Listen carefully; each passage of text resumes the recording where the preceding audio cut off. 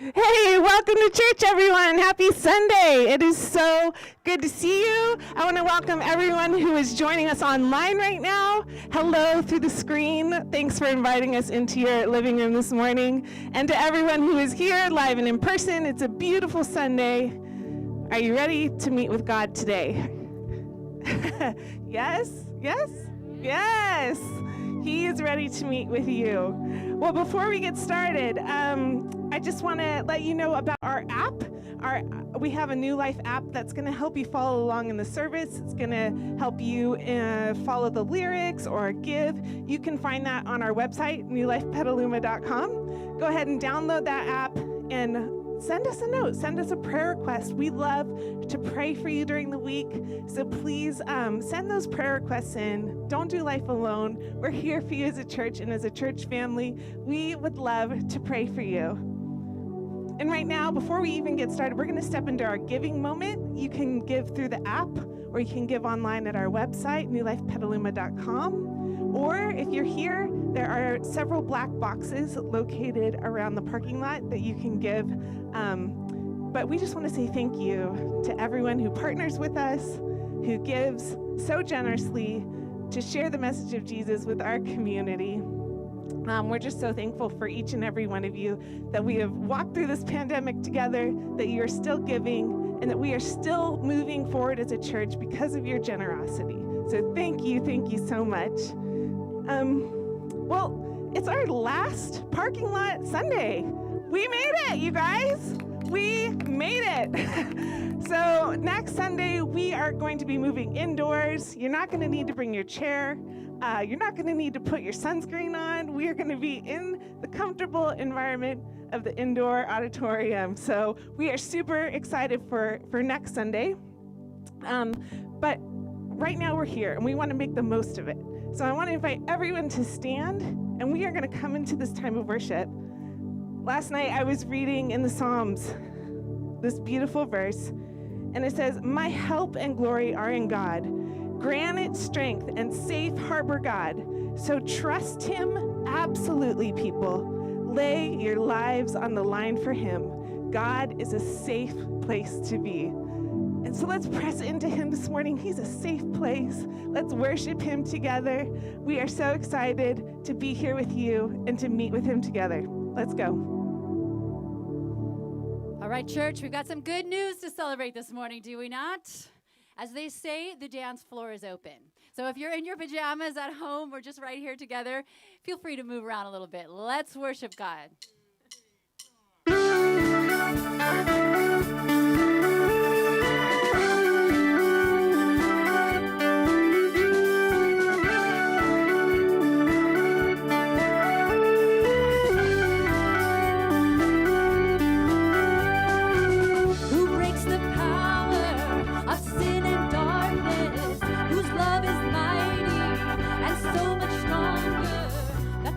Glory, the King above all kings,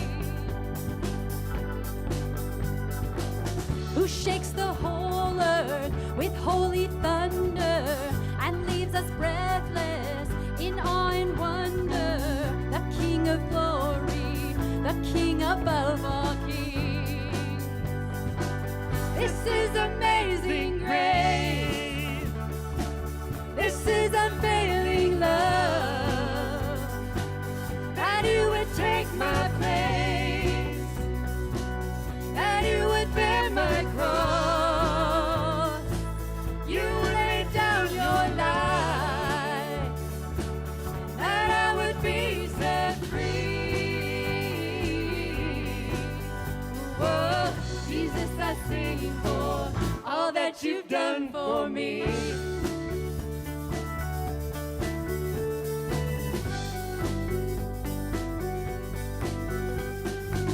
Who brings our chaos back into order, who makes the orphan a son and daughter, the King of glory, the King of glory, who rules the nations with truth and justice, shines like the sun in all of its brilliance, the King of glory, the King above all kings.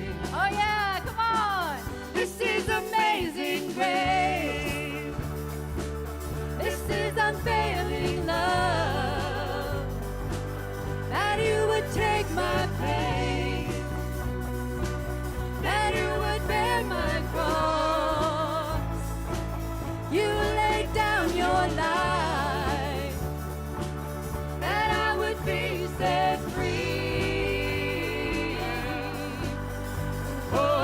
Jesus, I sing for all that you've done for me. Worthy is the Lamb who was slain. Worthy is the King who conquered the grave. Worthy is the Lamb who was slain. Worthy is the King who conquered the grave. Worthy is the Lamb who was slain. Worthy is the King who conquered the grave. Worthy is the Lamb who was slain. Worthy, worthy, worthy. Oh, this is amazing grace. This is unfailing love. Come on. That you would take my place. That you would bear my cross. Oh, oh, you would lay down your life. That I would be set free. Oh, Jesus, I sing for all that you've done for me. This is unfailing love. This is amazing grace.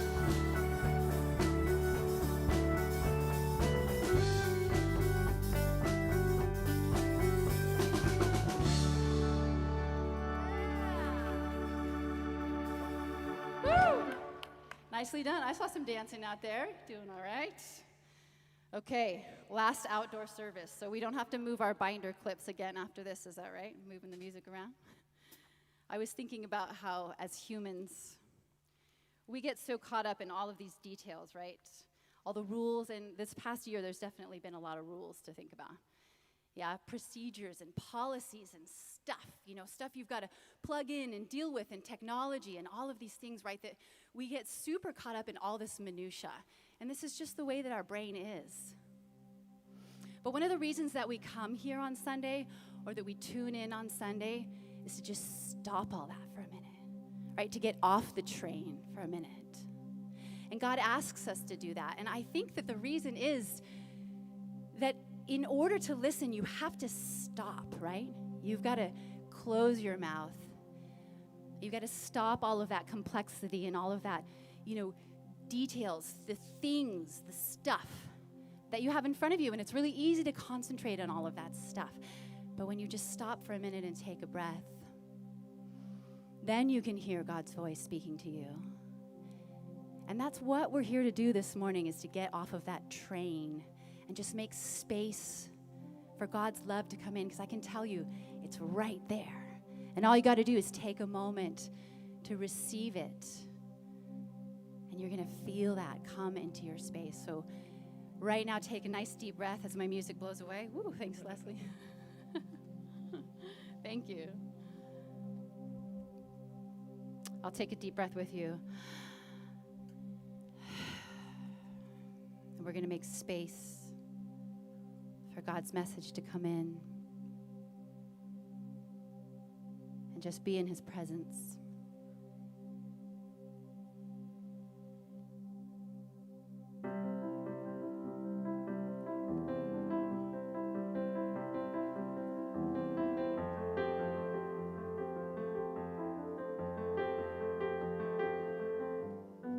Standing here in your presence, in a grace so relentless, I am won by perfect love, wrapped within the arms of heaven, in a peace that lasts forever, sinking deep in mercy. See, I'm wide awake, drawing close, stirred by grace, and all my heart is yours.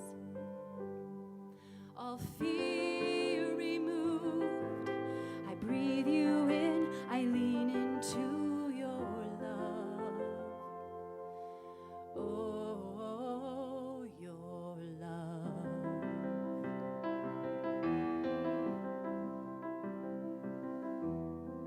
When I'm lost, you pursue me. Lift my head to see your glory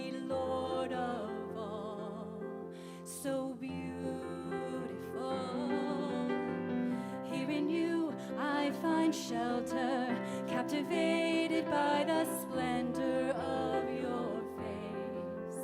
My secret place, I'm wide awake, drawing close, stirred by grace, and all my heart is yours. All fear removed, I breathe you in, I lean into your love. Oh, your love.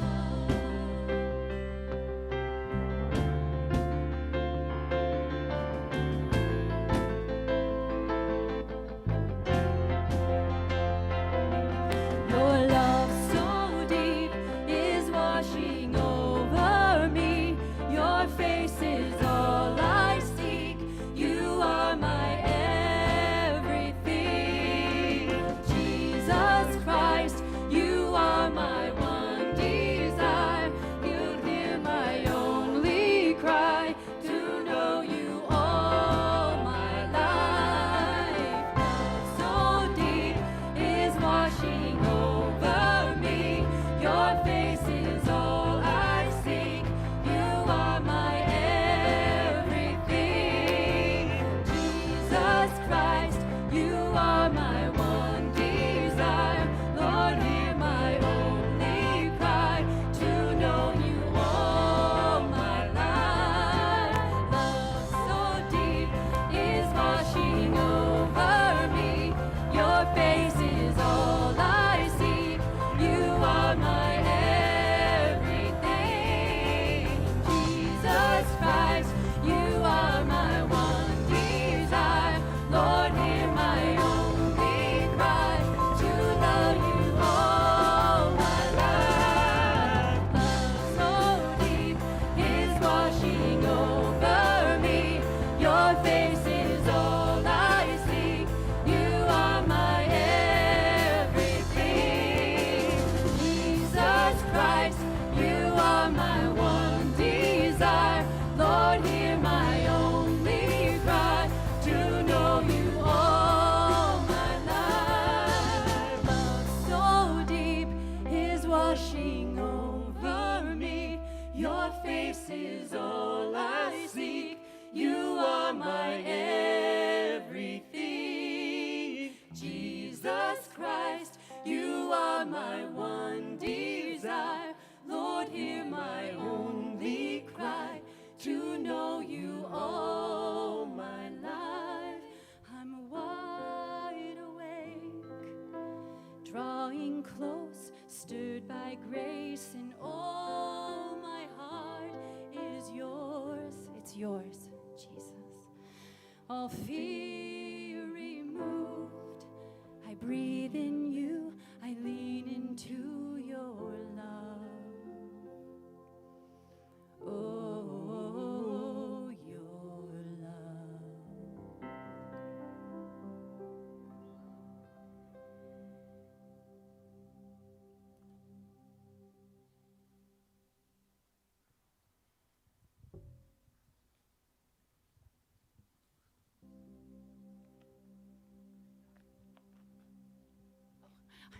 Thank you. I get really moved by that song and I sort of lose my brain. It's a wonderful way to bring God into this space. Dear God, thank you so much. I will say thank you for this music, the way that it opens up our hearts. It opens me wide up, God, and I know that's what you want.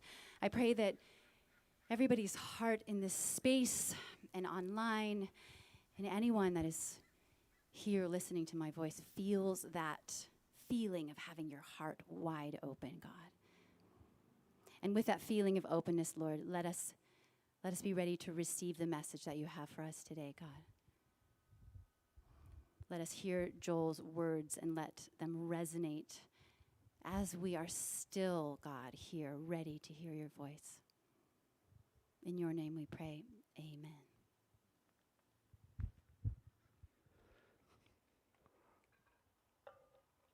Well, here we are, our last parking lot service as we get ready to step inside. And It's going to be an ongoing adventure because it's been an adventure so far, yes? Yeah, a little bit, figuring this out together. Sometimes you think of going on an adventure and it sounds exciting until you start to experience the adventure. And you're like, I don't know if this is what I signed up for. I remember our first summer, our family moved to Canada. All of our new friends were telling us, you've got to go on this hike to see this beautiful waterfall. It's a super easy hike, but you walk through such beautiful, the bush is what they call the forests there. But it's just this gorgeous thing. And so we're like, let's do this. And so I remember like just being so excited to do this family adventure until the reality of things start to take place. And so we make it to this waterfall, and we're kind of standing around, and I'm very much aware, I'm in parent mode, I'm very much aware like there's just slick rocks everywhere, like this could go really bad, and sure enough, I hear this, whoa, and I turn around, and our oldest daughter at the time, she was like 7 or 8, she had just slipped, and my first thought is like, are you okay? And I realize she's okay, but now she's just wet, miserable in the mud. And she's like, what do I do? And I'm like, you gotta stand up, that's like step one. And then let's just kind of keep figuring out, and she's just not having a good moment at this point in time. And so I'm like, hey, everyone, we got to be careful. And as soon as I say that, she slips again the other way and then just belly flops onto the wet rocks. And so now she's just wet and miserable. And you know how, like, you're just not having a good time? And because you're not having a good time, no one else around you is now going to have a good time? That's what we're all experiencing in this moment. And I'm just like, hey, I'm so sorry, but we've got to walk back now. Well, can you carry me? And I'm like, no, I can't carry you, but you can make it. So this wonderful adventure turns into something that no one planned. And so now we're walking back the couple miles or so to get back to our car. And instead of it being this family bonding time of laughter and stories, we're just in this silent space of just not enjoying each other. And somewhere along the way in that trail, I just hear my oldest daughter, Indy's voice behind me, kind of breaking the silence. And she's like, Dad, if I got stuck out here, would you come find me? And I remember the question struck me like, oh no, we still love each other. Like, like just because we're in a tough spot doesn't mean we don't love each other. But I remember that question just hitting me, and I began to understand there was something deeper going on in that question that she was asking. Like I think what she wanted to know in that moment is our relationship good? Like, would you look out for me? Would you take care of me if things don't go well in my life? Like Dad, do I actually belong to you? And I remember that question just resonating with me because I think in my own life, in my own story, in my own journey of trying to follow after Jesus, I've asked those questions. Like, hey, Jesus, if it gets tough, if it gets crazy, if things don't go well, if I slip up and fall down, like, would you come for me? Like, do I belong to you? And I think it's an interesting question to chase after. It's an important one to wrestle with, I think, in our own stories, because Jesus is so much more than just some interesting person, so much more than just an inspiring historical figure. Like Jesus said, I came to give you life, and I'm going to lead you into the fullness of that life. That he invites us to walk with him and follow him so that we can begin to experience this new life that he wants to give us, this new life with God, this new life with each other, this whole new way of being human that he wants to lead us into. And so it's an important thing, I think, to wrestle with. Like, Jesus, I want to make sure, do I truly know you? Do I really belong to you? And so these past weeks, we've been unpacking, taking this deep dive in this epic teaching that Jesus gives about what it means to step into this new life with him, about how do we walk with him and follow him, and to see what he has to say about this life, to see what we can learn from him, to actually have a sense of, hey, I do know you, and I do belong to you. And so we've been chasing after this together, and I think one of the things, if you've ever wrestled with that question, do I really belong to you? It's a good question to wrestle with at times, because it's like, hey, Jesus, am I really, really following you? And what I love about Jesus is he actually wants us to know the answer to that question. I mean, one of the ways that Jesus described himself was as a good shepherd. And what he said is that he would look out for his sheep. In fact, he would lay down his life for his sheep. And that's exactly what Jesus did for us. That when Jesus laid down his life, like when he went and faced death itself, he did that on our behalf so that when he defeated death, he could now lead us into new life with him. And so if we're ever asking that question, hey, Jesus, would you come for me? Like if life gets crazy, if the brokenness of life takes me out, if my own brokenness takes me out, like that question's been decidedly answered by what Jesus has done for us. And Jesus is talking to his first followers, and on the night he's getting ready to go to that cross, he's telling them all sorts of things. And one of the things that he says to them is that no one has greater love than the person who would be willing to lay down their life for their friends. And then Jesus goes and does that. And so as we're wrestling with that question, I think we can put it to rest to a certain degree because of what we've seen Jesus has done for us. I think the question we have to wrestle with in that is, are we going to listen to him when he talks to us about this life he's given to us? Like, are we going to believe him when he talks to us about what it means to follow him? Are we going to go with him when we walk with him? Are we going to trust him when he says, follow me? Or will there be places in our life where we'll say, no, Jesus, I want to go my own way? And that's something that I think we all have to wrestle with at different points in our journey of discovering Jesus and wondering if he's the guy we want to chase after, this life he's come to give us.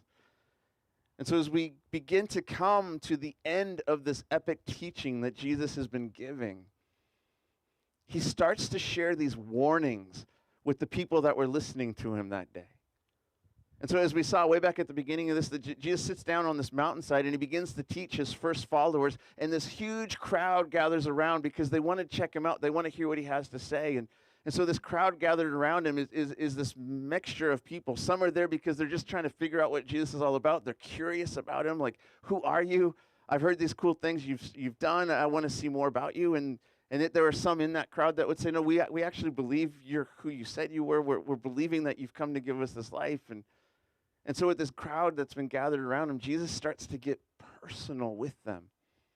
And he's throwing out these warnings with them because he wants them to understand who he is and what he's come to do. And so he's like basically saying, hey, be careful that you don't miss it. Like, be careful you don't miss out on what I'm all about. Be careful you don't miss out on what I've come to do, because it's very possible you could. And I don't know if you've ever seen warning signs as you're driving around, but like when you're suddenly turning a corner and you see these big flashing signs that says like danger ahead, it's usually there for a reason. Like, hey, maybe we should pay attention to this. So when we first moved to Canada, we would be driving in the outskirts of the town we were living in, and we would see these signs all over when you're out on the highways that would say, night danger. And I remember thinking, that sounds like an awesome band. Like, I would love to be, like, buy their album, right? But the sign, night danger, has this picture of an animal, and it's one of the most dangerous animals you can encounter on the road in Canada. Guess what it is? A moose. Which I also think would make a cool t-shirt, night danger. Now, our entire time living there, the only time we saw a moose was when it was legs up in the back of a trailer because it didn't survive hunting season. But I do remember seeing those signs and thinking, I think they're there for a reason. Because encountering a moose in the middle of the night at 55 miles an hour on icy roads, I don't think is going to go well. And so maybe the signs are there for a reason, to pay attention to something. And so here's Jesus laying out these warnings, like saying, hey, look out. Because there's a reason he's telling us this. And so as we press into these warnings today, as we take a look at what he has to say, I think it might stand to reason that we want to pay attention, because I think he's actually trying to look out for us, because he's wanting to lead us into the good things he has for us. And so let's lean in as we hear what Jesus has to say today. And let's wrestle with what he's going to tell us, and see if there's things that we need to maybe pay attention to in our own stories today, because Jesus wants to lead us into more life. And so as we jump into this part of his teaching now, as he's getting close to landing the plane, in Matthew 7, Jesus begins and he lays out his first warning, and this is what he says. He says, you can enter God's kingdom only through the narrow gate. The highway to hell is broad, and its gate is wide for the many who choose that way. But the gateway to life is very narrow, and the road is difficult, and only a few ever find it. And so here's his first warning. He's saying, hey, like there's two gates in life. There's these two paths that you can choose to walk on. And one will lead you into life, but the other one will actually lead you into death. They're not the same, and you got to be careful which one you're choosing. Because if you're on a path that's actually leading you away from God, that is not the path to life. Even if it looks good, even if it looks like it looks fun or whatever the reason is, if we're walking on a path that's taking us away from God, we're actually walking away from life, because God is the source of life. And so even if it looks like progress to our eyes, progress as a culture or a society, it's never progress if it's leading us in the wrong direction. And so here's Jesus saying, look out and be careful. And Jesus has come to show us the gateway to life and to lead us into the right path as we follow him. But what he says about that path to life, he says it's a difficult road. He says, hey, not everyone can find this one. And you wrestle with that, like, Jesus, well, why is it so difficult? Have you ever wondered why is the path of following you so challenging, Jesus? Has anyone ever asked that? Am I the only one? Come on. A couple of us? Yeah. I'm gonna share my answer, and you could tell me if it feels like it's the same as your answer. But you know why I think the path of following Jesus is so difficult? Just because I'm the one trying to do it. And I'm a stubborn son of a something. And there are just times where Jesus is just moving and leading and guiding, and he's like, Joel, we're going to go left, okay? So there's this fork coming up in the road, and we're going to go left because left is the path to life. And I'm like, but Jesus, I want to go right. And those are moments that we have to do this thing called surrender. Like, Jesus, do I actually trust you when you're talking to me about life? The reason it's a difficult road is because to follow Jesus will require ongoing moments of surrender in our life and in our story. Like, Jesus, do I trust you when you're talking to me about the things of life that don't always make sense to me or that I don't always like at first? Right, so Jesus will talk to us about love all the time. And we love talking about love. Oh, yeah, Jesus, tell me more about this love thing. And then he'll say, like, really hard things like, yeah, and love your enemies. And it's like, no. Like, I'll love the people I like when I like them, Jesus, but love my enemies? What are you talking about? But do we actually believe that he's inviting us to something that's for our good, that he wants to teach us something? Or when Jesus talks to us about money, oh, how many of you love it when you hear Jesus saying, hey, let's talk about your finances? You're like, yes, I'm waiting for this one. And yet when Jesus talks to us about our finances, about not storing up treasures on earth, but actually leveraging what we have to have an echo into eternity, like, do I actually believe you? Do I trust you? Or if Jesus starts to meddle with personal things like, hey, let's talk about sexuality. Oh, Jesus, no. I want to do my own thing. You're so old-fashioned.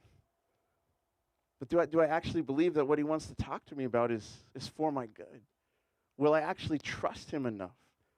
And so when Jesus says, let's go left, do I believe him and will I trust him? Will I trust him enough to turn from what he would say is the broken path, to surrender from this old life and walk with him more fully into the new life? And see, I think one of the ways we can actually know that we belong to him is if we're looking around our life and we see that we are with Jesus. So if you ever find yourself walking through life and you suddenly look around and you're like, where the heck is Jesus? That's probably a brilliant moment to raise your hand and say, would you come find me? Would you come and show up in my story and help me find the path of life that you want to lead me on? But I mean, here's Jesus' first warning. He's saying, be careful, be careful, be careful. Be careful you're not on the wrong path because it's an easy one to stumble into. And one of the reasons why I think we can find ourselves on that wrong path is because there are so many voices in our world. Like there are a cacophony of voices in the world around us, and not all of them speak truth. And so Jesus starts to give his second warning. And what he says here is, hey, be careful. Be careful who you're listening to, because not all voices are the same. And so he goes on with his second warning, and this is what he says. He says, beware of false prophets who come disguised as sheep, but are really vicious wolves. And so in the second warning, just like there's different gates and there's different paths, there are different voices, and not all of them will lead us into life. There will be some voices that, even maybe with the best of intentions, that will actually lead us into the path of death. And so here's Jesus saying, 2 gates, 2 paths. Be careful who you're listening to. And what I really appreciate about him saying this in this moment is that Jesus never calls us to be mindless followers. He actually wants us to grow in our understanding, to be discerning, so that we have wisdom to figure out how we listen to the right voices in our life. And so one of the things that Jesus will say is, when you look at a person's life, you can tell a lot about who they are and what path they are on. And so he goes on in the second warning, and he says this about those false prophets. He says, you can identify them by their fruit. That is, by the way they act. And so he's using this fruit analogy. He says, can you pick grapes from thorn bushes or figs from thistles? A good tree produces good fruit, and a bad tree produces bad fruit. A good tree can't produce bad fruit, and a bad tree can't produce good fruit. So every tree that does not produce good fruit is chopped down and thrown into the fire. Yes, just as you can identify a tree by its fruit, so you can identify people by their actions. And see, the second warning that Jesus throws out, it's like if we're seeing the, hey, night danger, moose, that this is the warning, it should cause us to pause and reflect and consider the voices we're choosing to listen to. Like, who are the voices that are influencing us? And consider where they're leading us. Are they leading us toward life, or are they leading us toward death? And we need to pay attention to this, because not all voices are the same. And one of the things that Jesus says is, if you look at the outcome of a person's life, that's how you can begin to tell. And I've seen this time and time again with friends and family that I've known that for some reason they've gotten hurt or burned by something in church, and so they're just in this place of being vulnerable, and they just want to chuck everything out. And so then they start listening to all these other voices out there that aren't leading them on the path of life. But if you looked at the outcome of those lives, you'd see that they've walked away from God a long time ago. And it's like, hey, they're not being discerning. They're just giving up because it's hard right now. Instead of saying, like, Jesus, what do you want? Even though I'm wrestling, even though I'm struggling. Who do you want me to listen to? How do I hear your voice in this cacophony of voices? And so here's Jesus' second warning. And this good tree, good fruit, bad tree, bad fruit isn't just true of other people. I mean, it's also true of our own lives. And so another way that we can know if we actually belong to Jesus is by looking at our lives. Right? Because your life and my life, our lives will tell the story of who we are. But more than that, our lives will also tell the story of whose we are. Like, is my life reflecting the reality that I belong to you? And so Jesus starts to share now his third warning. And he's like, hey, be careful. Be careful. Be careful that you really know me and you just don't know some things about me. Be careful that you really belong to me. And so he goes on in his third warning, and he says this. He says, not everyone who calls out to me, Lord, Lord, will enter the kingdom of heaven. Only those who actually do the will of my Father in heaven will enter. On judgment day, many will say to me, Lord, Lord, we prophesied in your name and cast out demons in your name and performed many miracles in your name. But I will reply, I never knew you. Get away from me, you who break God's laws. And that's a huge warning. Like, that's significant. And here's this crowd that's gathered around Jesus. And because he's wanting to look out for them, what he's saying to them is, hey, some of you think you're good, but you're not. Some of you think you belong to me, but you don't. Because there's a huge difference between doing things in his name and actually knowing him. And so Jesus is saying, look out. Check your life to see if you really belong to me. And I look at these warnings that he's telling us, and I have so wrestled with this in my journey and in my story. Like, Jesus, do I really know you? Or am I just playing some game or just hanging out with you when it's fun and then running my own way when it gets hard? Like so often I felt like the kid on the trail who's just looking around like, do I really belong to you? And what I so love about Jesus is that because he's for us, he doesn't just simply throw out these warnings and say, yeah, so good luck with that. Because he's looking out for us, he actually wants to show us how we can know we belong to him. And so Jesus talks about this right here in this third warning. This is how he says we know we can belong. He says, only those who do the will of my Father in heaven will enter. Those that do what God desires are the ones that will enter. And so, like, Jesus, what does that mean? Like, what are you talking? Like, what does God actually want from my life? What are you talking about? And this is why it's very cool if you actually just choose to study the life of Jesus. He'll actually lead us into things of truth to help us answer questions like this. So in another moment of time, another time of teaching, Jesus is interacting in John's account of his life in chapter 6, and some people asked him this exact question. Hey, what are the things that God wants us to do? And I love what Jesus says because he gives us the answer. In John 6:29, Jesus says, this is the only work God wants from you. Believe in the one he has sent. That sounds kind of simple, doesn't it? And yet here's Jesus saying, what God desires from us is that we would believe in Jesus. Because when we do that, we're actually stepping into the gift God has given us, the gift of his Son. And we're starting to step into this life of faith with him. And this is why Jesus says about himself that I am the way, the truth, and the life. Like what Jesus wants us to understand is he's the gate, he's the path. He's the voice of truth if we will listen to him. He'll lead us into this life. And when we believe in Jesus, we're actually beginning to do the thing that God desires because what we're doing is trusting him with our lives. And that's what we were created for. If you think about all the things that go wrong in life, it's usually because we didn't trust him somewhere in the journey. And so this is what we see in the very beginning story of us as a race. That things got broken and things went sideways because our first parents didn't trust God's voice. They chose to listen to a different voice, and that led to so much brokenness in our story. But when we begin to believe in Jesus, we're stepping back into the life of trust and faith we were created for, which is why that's what God wants from us. Would you believe in the one I've sent? Because that's the life of faith you were created to live. And as we begin to walk with Jesus and follow him, we're trusting him like we are created to do from the very beginning. And we're doing what God desires from us because we're trusting him. It is simple.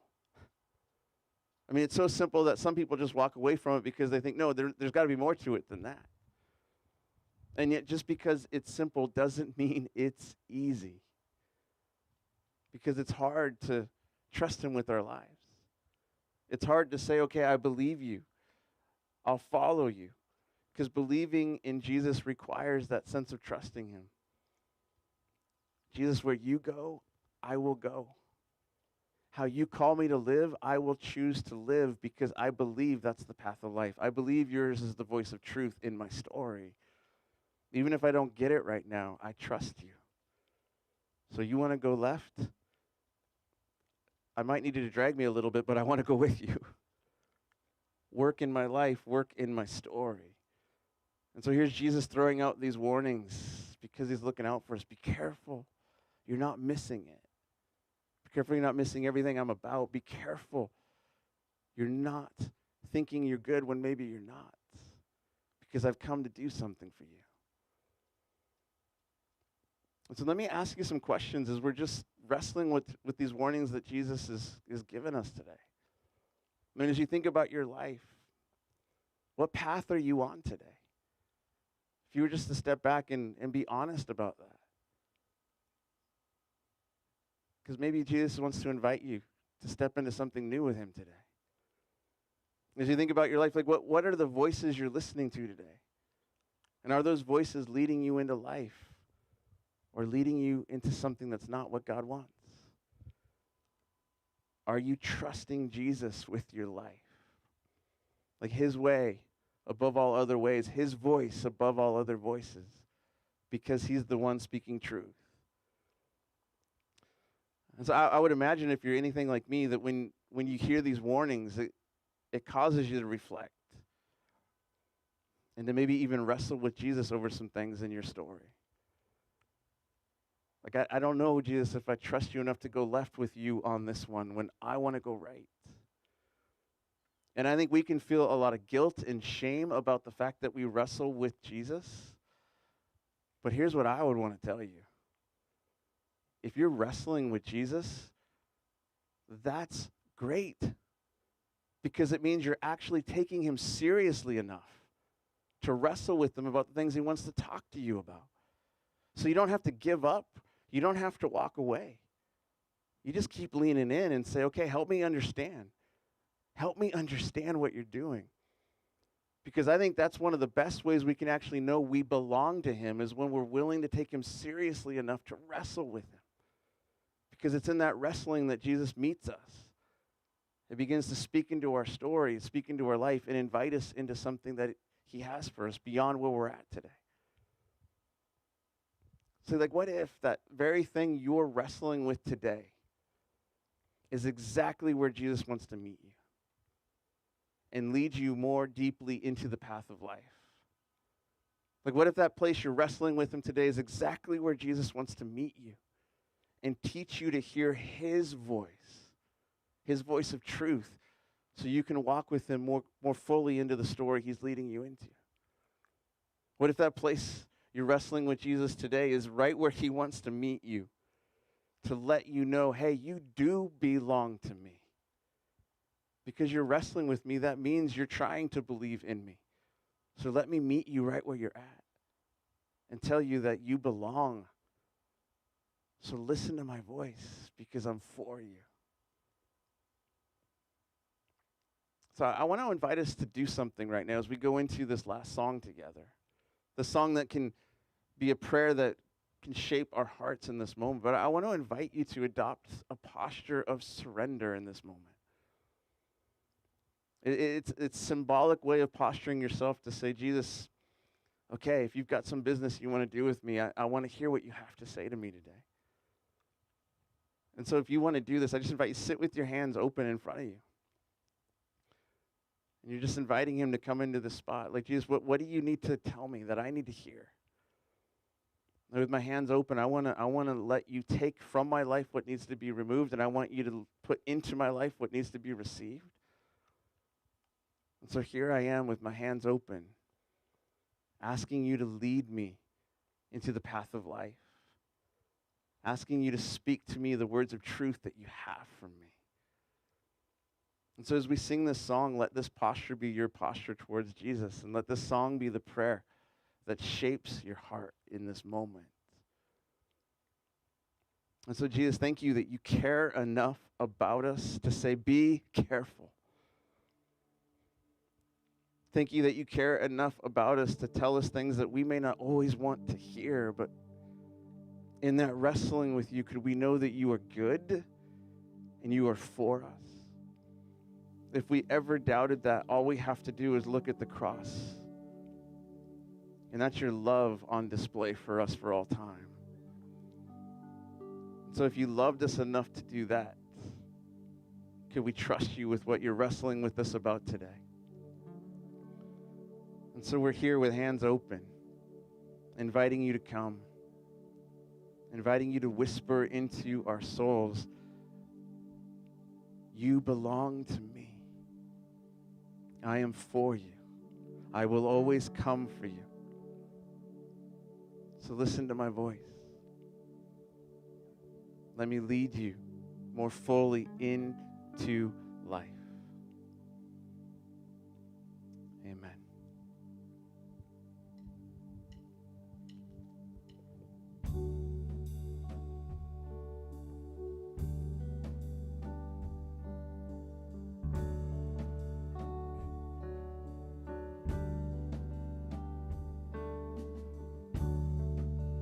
Hope be my anthem. Lord, when the world has fallen.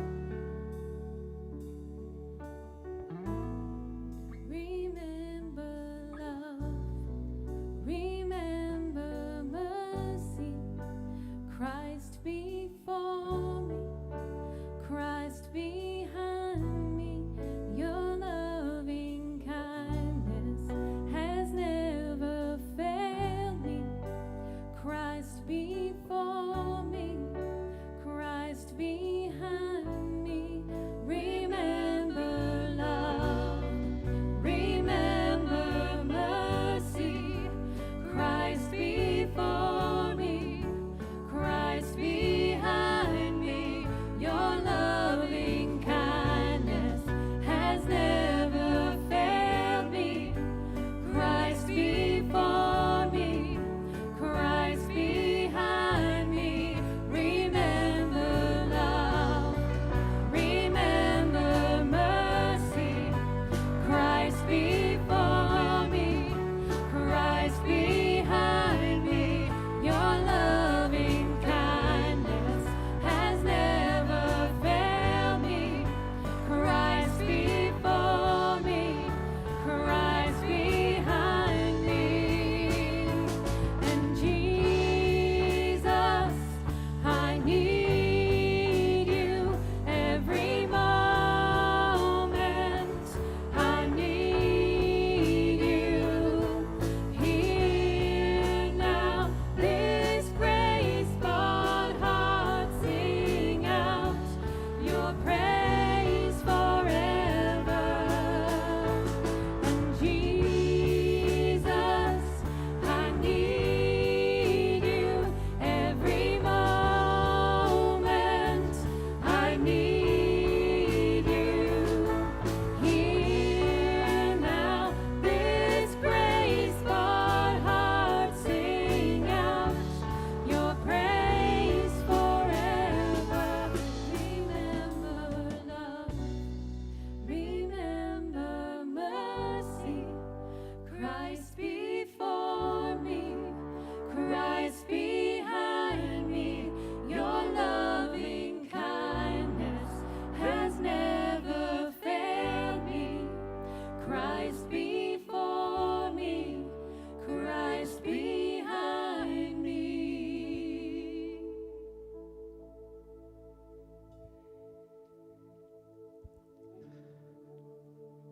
I'm always struck by the paradox that Jesus often calls us into. That at first blink, it doesn't make sense. But when we trust him enough to listen, it becomes this beautiful paradox. Things like when Jesus says, hey, if you want to be first, get in the back of the line. Hey, if you want to be great, serve the people around you. And as we're listening to the warnings he's giving today, it's this paradox that he's calling us into called surrender. Jesus said, if you want to find your life, then lose it for my sake. So my hope for you, my prayer for you is wherever you're at in your journey, this week you'll let him find you in a place of surrender and discover that he wants to lead you into his best, this life to its fullest that he came to give you.